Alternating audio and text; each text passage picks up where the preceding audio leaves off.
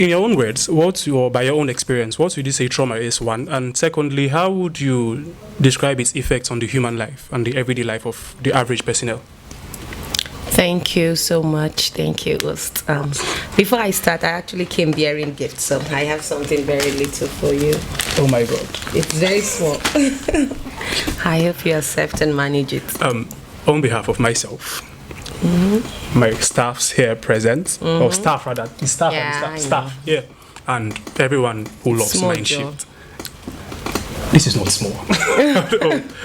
Thank you very much for this. We appreciate this, and I pray that wherever this is coming from, it does not lack. Amen. Thank you very much, man. You guys will see what's in here later. Okay, thank you. To me, I'm going to be speaking basically based on my experience, my study, and my view, because everybody has various views about different things. So I would say trauma, it's a disturbing experience that you wallow inside. You can't really share. You know, it's something that disturbs you, maybe due to your childhood memories, due to teenage, adolescence, even at your place of work. It could just be anything and anywhere, but it's that disturbing experience, that bitter experience. That's why it's called trauma. That bitter experience that you can't really share, and it's disturbing you. So that's what I would just say as trauma. Okay. Okay, now basically we live in the Gen Z era, and if there's one thing that I would say it's peculiar about the generation is the incessant use of certain words. You get, sometimes I won't feel they overuse it or they really downplay the meanings of certain words. I do it sometimes. It's what is common with our generation. So here, when we say things like, "You've traumatized me," "I've been traumatized this," "I've been traumatized that." Gone are the days where basically when someone was actually traumatized, actually, you don't even hear a thing from it. I know now basically many parents are trying to come outside with their own stories, but you still find out that many persons, the percentage is very, very low. So I want to believe it's because of the impact it has had in their personal life. That's why you have some of all this silence, or some of all these persons not wanting to come out to share their own stories. So what would you think might be the cause of it? Why people don't really want to come out and share their stories, their experiences, and all that? Okay, thank you. Well, personally, I would say it's not like people don't want to come out and share their experience or their personal stories. It's just, it's more like I see something happening to someone and this person comes out and speak, and we see how they handle the matter. So it takes courage for people to come out and tell you, this is what I'm going through, or this is what I've gone through.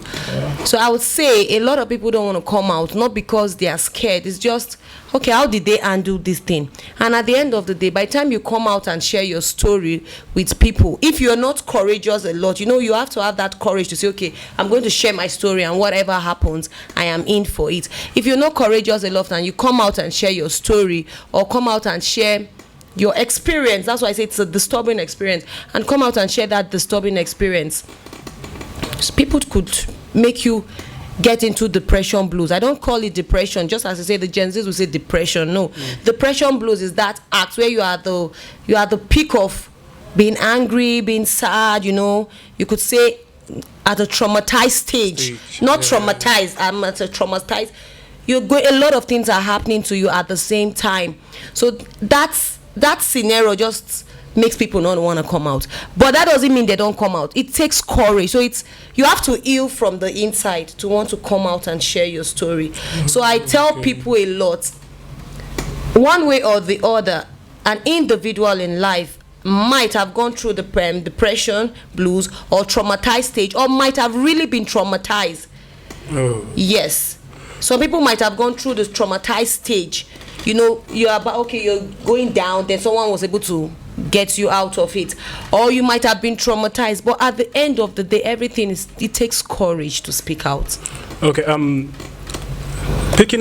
paraphrasing what you've said, coupled with a statistic, I don't know how proven true to be, I read somewhere, it says that out of every 5 human you see on earth, with regards to Nigerian statistics, there's a tendency that 4 or 5 has been traumatized either at a young age or at the adolescent age of their life.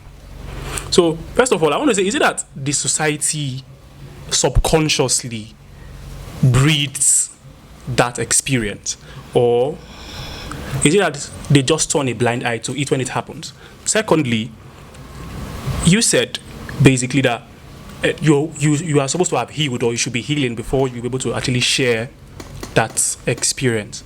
The society itself also has a larger part of the fault when it comes, for me personally, when it comes to people who want to come outside and even in the healing stage, because I've seen situations where basically, especially on social media spaces, where persons will come out to share their experiences and their, and all, and you will see the reception the society takes, or the society has to, welcome that particular experience. Most of the time, you see the comment sections where you see people lashing out, banters, sarcastic remarks, even going as far as telling you basically that you were not smart enough and stuff like that. So, with all this put together, don't you think it's going to be even extra hard to build the courage to want to come out, to even share your experiences?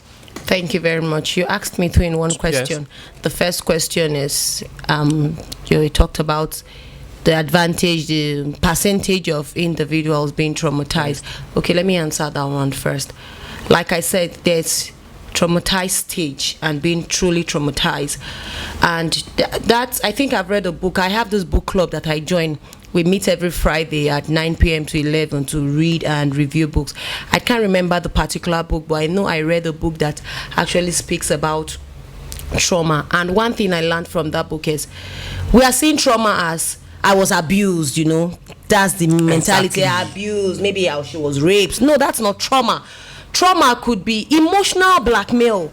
Trauma could be trust issues. Trauma could be relationship breakup. It doesn't have to be something very, very tangible or physical. Do you get? Yeah. Trauma could be siblings rivalry. There could be different kind of trauma. Family disputes, things like this. So those are traumas. So I think people don't understand. Maybe because I've read books, I was able to understand that there are various types of traumas, and that is why, because of how well I've read some books, and because of the little things I've experienced myself, I've been able to understand that there's traumatized stage and there's really the trauma itself. Now, let's pick family and relationship. Let's just pick one. You could be in an environment whereby, let's say you have 4 siblings, for example, A, B, C, and D. Then as parents, obviously, one is doing very well, exceptionally well, academically. Maybe the child has now grown to a level financially. Maybe God helps that child. The child settles down, gets married, give birth at just everything works out. I think it happens. Everything just works out for the person. Exactly. It just moves very fast. It's the lucky child and all that. Mm-hmm. If you're not able to manage that relationship as parents within those children, it could traumatize the rest. It could affect them going through that trauma stage, before you know, if you're not able to help them, they become traumatized, and that anger, they put it back to their children when they get married. So that's a whole lot. So when you say trauma, let's not just look at being raped, being abused, there are different types. So that's one.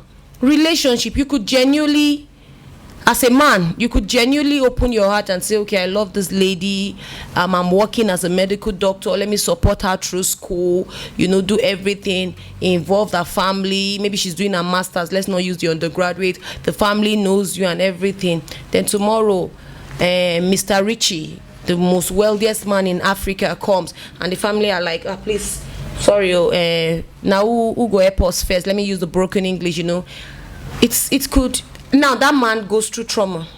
Yeah. He's going through that traumatized stage. If he happens to meet a lady and the family that loves and appreciates him for who he is, fine, it's going to come back. If he doesn't, he's going to go through that bitter stage. He's going to be very angry. So many things come there. A lot of things. It makes him trust change. Issues, a lot of things just happen. Then tomorrow he meets another lady that genuinely, or the family genuinely wants to love him and accept him for who he is. He pours back the anger in him. Imagine. Don't you think that's a whole lot on both the man and the next person it's meeting? So what I'm trying to say is, the different stages of trauma. As individual, you're supposed to understand where your triggers come from. Is it from your family? Is it trust issues? Is it being abusive? Look for who to talk to. Look for you, because I feel if you are not strong enough, you can't share your story. I don't know if I'm right, but that's what happens to me. If you're not strong enough, you don't want to share your story. There's stages in my life that I might be going through some stuff and I don't just want to talk about it. So I would suggest you be strong enough mentally, physically, and want to share your story. And trust me, when you do that, anything that comes up, because you're mentally ready, you take the fall. Okay. That's one. From what you've said, I think I have a whole lot I want to ask. Okay, then I think you should be taking your question one after the other. So what I'll do now, I will just try to construct the questions into one. Okay. So I will just term this question the healing process. Okay. Okay, now you've been able to identify your triggers as an individual who's undergoing that traumatized phase, and you now know what sparks you or tips you off. You know that basically many persons are even aware of the fact that yes, this thing I'm doing or this thing I'm experiencing is not really nice. I want it to change. That's what leads to the healing process. And I want to believe that it starts from being able to understand that I'm experiencing this, and I have to talk to someone about this. Internalizing these problems will not really solve the problem. First of all, healing is non-linear. It does not really have a particular pattern or a particular process. But some elements are key. Self-awareness, avoiding or not being in denial, all those kind of factors are there. So how would you, in your own experience or by your own study, how would you, describe the healing process, or what steps would you suggest one takes to start off that healing process or get through the healing process? Thank you very much. Healing process means different things to different people. You have to understand that first. Some people, their best way of healing is to accept the fact that I had gone through this or I am going through this. Some other people, their best way of healing is the support system they have around them. They keep speaking the words to them. I'm like, you're a lively person. You're bored. You're keeping to yourself. You're a shadow of yourself, They keep speaking those words. You now get into you. Why to others? Just keep encouraging them. So everybody has different way of healing. Okay. Now, how do you get out of that? I will still go back to the word understand your triggers. Understand what triggers you. Understand how to handle those triggers. Then we can now get back to the healing process. So now we are at the healing process. We have understood our triggers. We have understood what brought us here. We have understood how to manage it. I would always tell people, be true to yourself. Because at the end of the day, if the ships are down, you have yourself. It takes, I would use myself. I'm a mom. I'm married. I have friends that will tell you, sometimes last year I had to travel to go stay with my elder brother, just vacation. And I'd left my toddler with my mom. And a lot of people were like, no, it's wrong. It's going to affect him. I'm like, what if I'm not here tomorrow? What happens? Now, what am I trying to say? I've understood I needed rest. I needed break. I was going through a lot. I needed break. I needed to pause and take care of myself.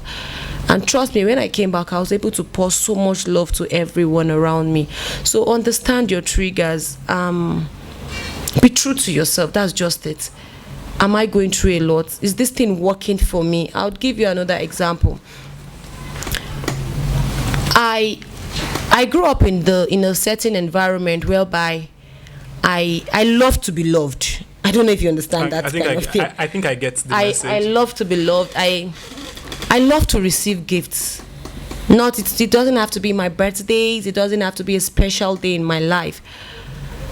Growing up, that's why I said I'm going to use myself. Growing up, it affected me because it's more like, I love to receive gifts. Nobody's giving me gifts. What's happening? And in school, I went to a boarding school. So, we literally exchange gifts for everything. Valentine, birthday, Salah. I know how it is. And it's a mixed school. So I guess you understand what I'm saying. No string attached. Just, hey, happy birthday, happy Salah. It was a thing. It was a big flex there. Thank you. So because you went to a boarding school, you'd honestly understand. But I won't receive gift from people. In a way, I was not happy. It affected me from like JS1 to JS3. That's the junior secondary school. When I went to SS1, I was like, what is happening? Why am I not doing this? I'd started reading books then. I read a book on self-awareness, trauma, childhood traumas, and the rest. And one thing I learned from that book is, whatever you want people to do for you, do it for them. Oh. That's the best way to heal. That's the reciprocating. Yeah, so I was very angry, I couldn't heal from I felt, if you ask me, my friends in GS 1 to 3, I might not be able to give you numbers of people apart from those we literally really grew up together, because I felt I wasn't loved, and maybe they were loving me in their own way they could, But you were not feeling it from I wasn't feeling it because we are not communicating the same language. You had a metrics with which you were yes. able to, propagate. So and analyze. It was a whole lot trauma on me, because this me you see now, if you meet some of my secondary school friends, they'll tell you that she was an introvert. She was always angry with herself. So I had to read and understood myself. So since then, what did I do? I know I like people to reach out to me. Everybody's very busy. I started reaching out to people whenever I'm free. Hey, uncle, how are you? Hope you're fine. Hello, auntie. How my friend? How are you? How are you pushing on? How's marriage life? I didn't mind whether they reached out to me. And that's a big problem, because of the book I read. Because you see, our current generation will take it as you not knowing your what. I knew Some my will take worth. it as you simping. Some will take it as you just trying to be nosy, you trying to look for attention where there is none. That's where I'm going back to. Remember I said, if the ships are down, it's you. It's you. I wanted to be happy. I wanted to heal from being traumatized, that stage. I wanted to understand my healing process. So I took it up about me. I became rational, not selfish. Selfish is hurting myself to please people. But being rational is, I'm not hurting myself, I'm happy, but I'm making you happy. So whether you respond to my messages, you don't respond, I've dropped my message, I'm like, okay, no problem. I've reached out and I'm fine. Someone is doing something, I try to reach out. Why? Because of what I went through. So the best healing process I would tell, I don't know, from the example that I've said is this: understand your triggers.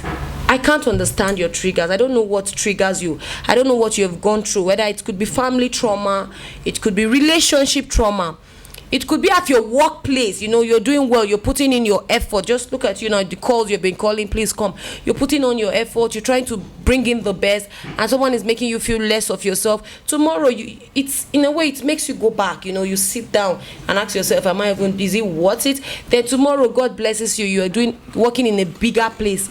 The memories, you want to transfer it there. Indeed. So the best way to heal is understand yourself. Just do you. Just do you. Pastor Charles Osazu once said, if God blesses you, take care of yourself. Indeed. He's a man that is blessed that can bless others. Take care of yourself. Insightful. Heal yourself. Be so rational that it is myself. Take it personal. I tell women, I know I'm still young in marriage, but I am growing with that mentality. Do not let marriage, motherhood, hinder you from becoming who you are. Don't let the childhood trauma you went through hinder you from giving your best in these children. I learned it from Ibuku and Wochika. Go out there, read books, look for their books, childhood trauma, relationship trauma, marriage trauma. There are podcasts like yours. Look for any of these things, listen to them.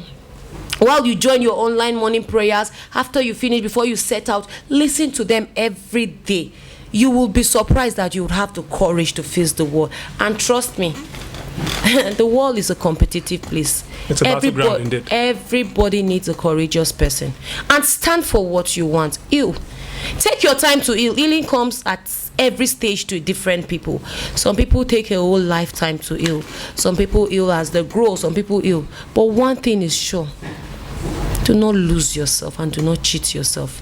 Because at the end of the day, everyone that caused you pain, everyone that made you go through what you're going, everyone that abused you, even the parents that might have done what they knew how to do best in their own knowledge, everybody will still be all right. So yourself first. I think that's where the last everybody go there it comes from. Indeed. It's a lot you have said. It's a lot. Thank you. And I think from what you have said, there's one thing I've learned that is going to stick with me, and I believe it's going to stick with everybody viewing. The healing process, it's peculiar to your own experience.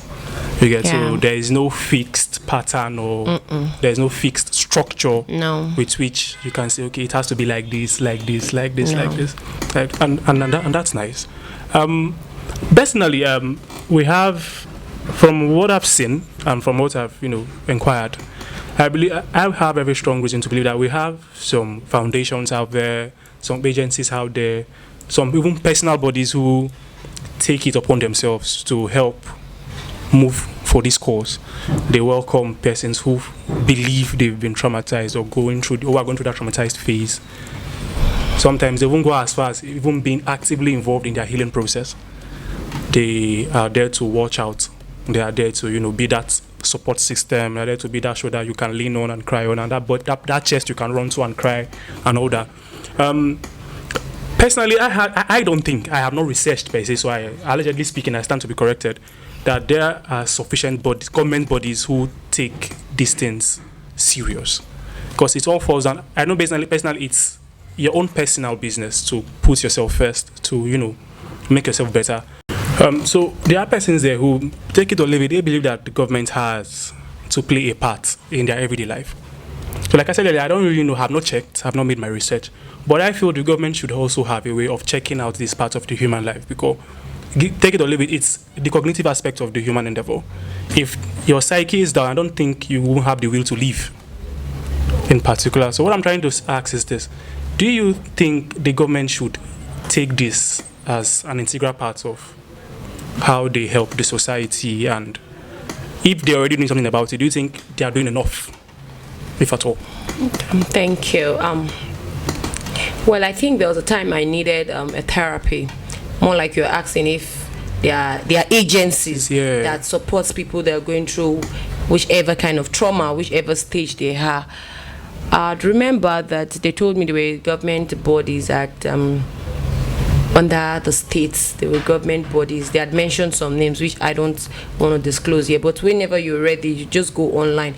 The peculiar the town you are, if you're in Abuja, if you're in Lagos, wherever you are, you just go online, and everything is online now. You get them. So the thing is, I am not saying the government is not trying. I think the government has done what they know how to do. The thing, we don't talk about this most often. We don't speak about it. If you go out now, you hear that there's this women affairs ministry in almost all states. That's because they talk about children, abused children, seeing children, missing children. So by the time we begin to talk about trauma, resounding it, they begin to hear about government. It's we are the government.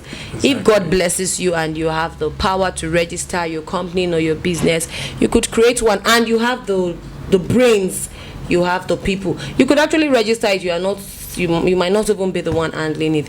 You create the body for it. So we don't have to always wait for government. Like I said, I am not supporting, I am not against them. I just believe we are the government. We should be able to handle it. Although personally, I'd use BetterHelp, and it's one I recommend. BetterHelp is like our Meta AI. You don't even know who you're talking to. You just communicate with them. You go online. They send you their email, you communicate, you could do voice note, live chat, you tell them whatever is disturbing you. And one thing, as I not finished school, when I was looking for a job, you know what it means, looking for a job, trying to figure out. So I'd gone through BetterHelp, I went online. One thing I learned from BetterHelp is you have to be true to yourself, and that's because it's an international body. You have to be true, so you don't even know who you're talking to. You have to be very true to yourself. You can't come and talk to BetterHelp. I can't see your face, but we are communicating. That's anonymity. Yes, and I'm telling you, I'm not giving you the details. You won't give me exactly what I want to hear. And at the end of the day, BetterHelp taught me something. People actually know what they want. They just want to talk about it. Yeah. I've never known that. So you know what you want, you know the decisions you want to take, but you just want to talk. So speak, talk, but deep inside you as individuals, you just know what you want. So as individuals, let's be the governments, let's encourage people, let's be kind to people. If we start with kindness, being empathetic, let's be kind. You see somebody going through a stage and you know that this person is not like this, rather than saying what's wrong with you. Okay, I'll give you an example. So I had a friend that had gone through a stage. I'm not supposed to say that. She had gone through a stage and someone said, "It's not over a year. Why are you acting like this?" That's mean. You don't understand that people handle things differently. And like I said earlier, it takes some people, it takes a whole lifetime. It's people handle things differently. So allow people to handle whatever they want to handle, but be kind, be empathetic, Be courageous. If you know someone is someone that always reaches out to you, for example, if you know me well and you know that this lady always reach out to me even when I don't respond, and you've not heard from me you should feel like something is going on for months. If you really care, you should say there's something wrong with this lady. She always drop message either every month, every two months. Periodically, there is it. At least there's a span. Let's just be kind to one another. I feel we are all dealing with something. Let's just be empathetic. Let's be respectful.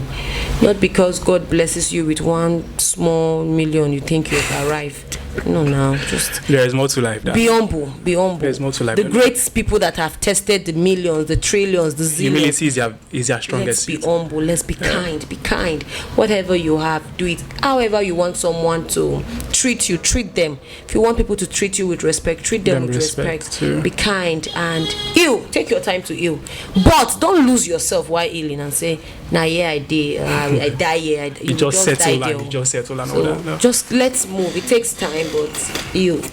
It takes time. Read books. Talk to yourself. Move with. There's something they'll say in the notes. Energy for energy. Yeah. If someone has your energy, move with them. If someone don't have your energy and it's like sadaka. Let me give an example. Sadaka is what you give to the maybe less privileged or something. The needy. They need him. They might not be able to give you back, but that's what they call sadaka. You just give to them. So don't put yourself in a position and say, I have to call you because you have to call me. Just do what makes you happy. It's part of healing. Thank you for your time. Thank you for your views. Thank you for giving us your 1% that you feel it's important to us. I appreciate. Before we call this a wrap, I was going through your profile and I saw you have a foundation. Yes, you have. For those who don't know, I think this is now the 13th thing I've been counting, or the 15th. I've lost track. I don't even know anymore. You have a foundation. Please, can you just tell us what it's about briefly? Okay, Oghomwenyenwen's foundation is a foundation that started long time ago in the northern part of Nigeria. I left it. It's my name because apparently I started it with my father.